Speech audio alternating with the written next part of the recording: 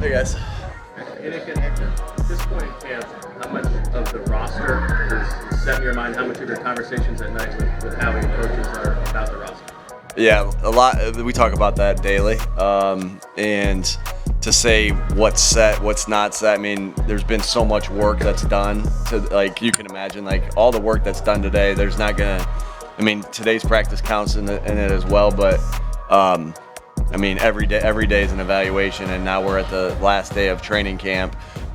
So everything will be in consideration. So I don't want to say a percentage of this or that, but like they've been going through a competition through the entire training camp and offseason. Yeah. How did that serve you, and how do you think? Is that documented? The 20% and all the. Just under. Oh, okay, gotcha. 17. Gotcha. Something like that. But how did those extra reps, longer practices, as far as conditioning, as far as learning, how did that serve you guys?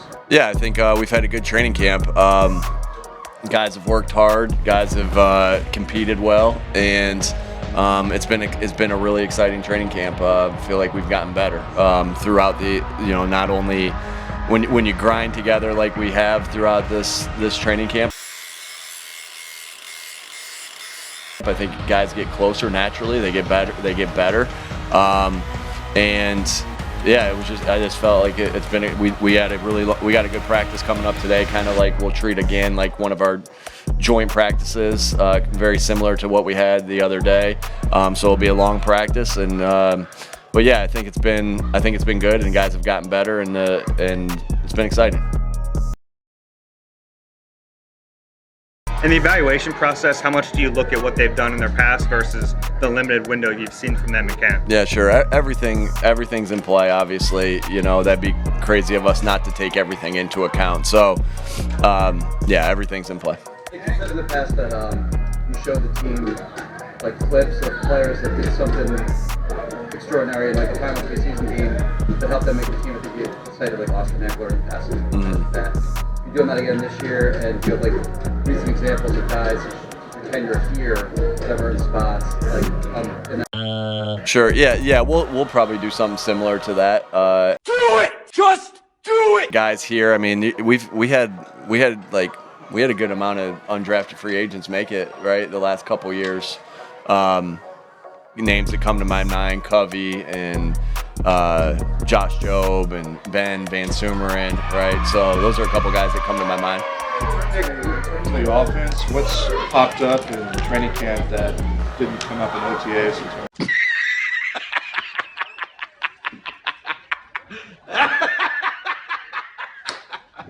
Are you serious? I'm sorry. Ask that one more time. What popped up in training camp that wasn't really in consideration in OTAs?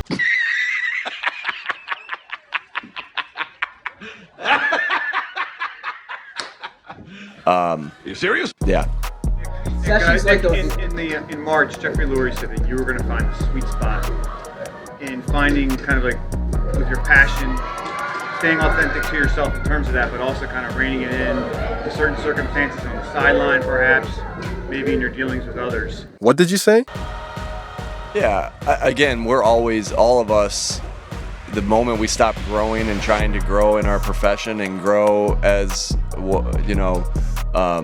people, as players, as coaches, is the moment you might as well not be doing it anymore. So we're constantly trying to evolve everything that we do. You go through adversity and you think about what can I do better in adversity. You go through hard time or good times and you think about what could I do better. So everything's always in a constant evaluation of yourself. That's accountability, right? Nope. To point out a specific thing. I mean, I've worked a lot on a lot of different things just to make sure that that I'm being the best head coach that I possibly can be. And so.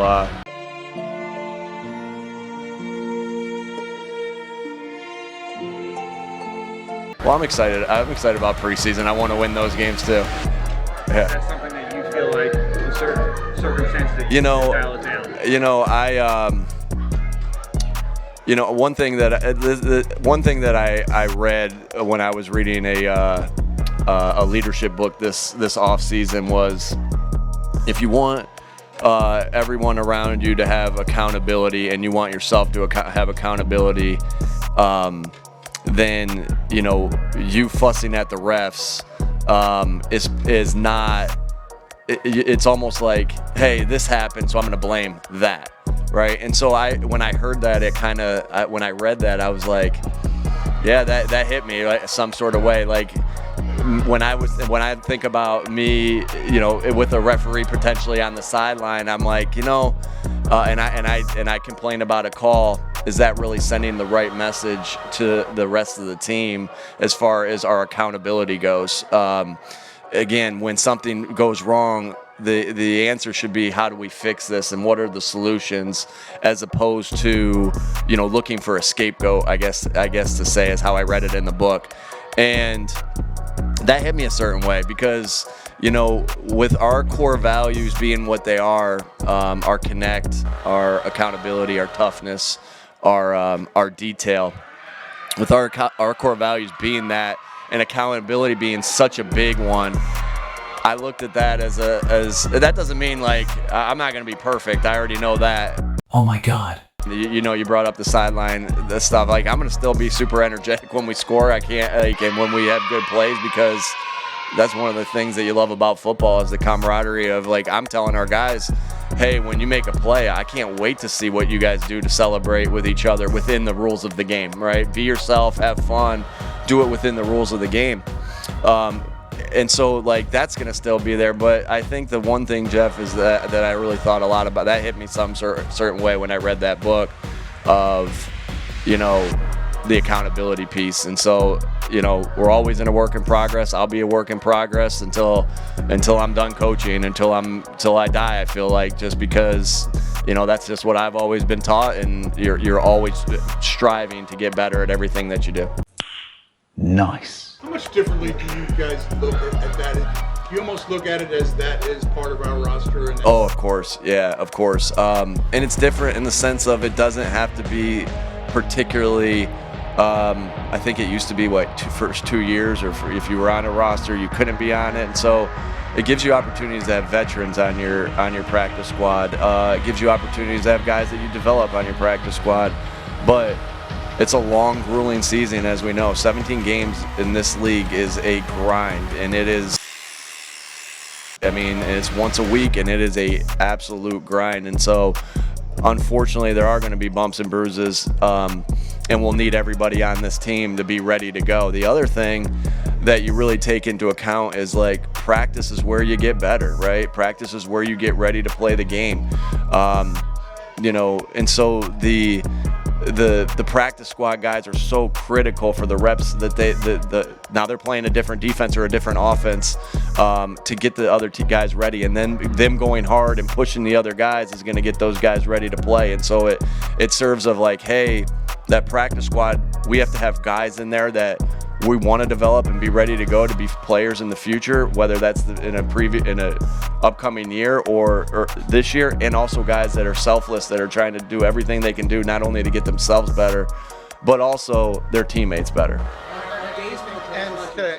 Not that anything ends today, Nick, but training camp, 2 or 3 things you've seen from Jalen maybe that have stood out to you this summer.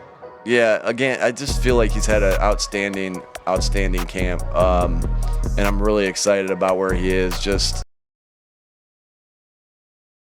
in complete control of the offense, delivering accurate balls, protecting the football. He's had a really, really outstanding camp, taking what the defense gives him. Whether that's pushing the ball down the field like you saw yesterday with a deep shot to AJ, or checking the ball down to Saquon like he did yesterday as well. So just what an unbelievable camp he's had. I'm really excited for his year. On days when the pass rush is causing problems for the offense, as the head coach, how do you know whether to interpret that as encouragement about the pass rush or concern about the O-line depth? Yeah, good question, Zach.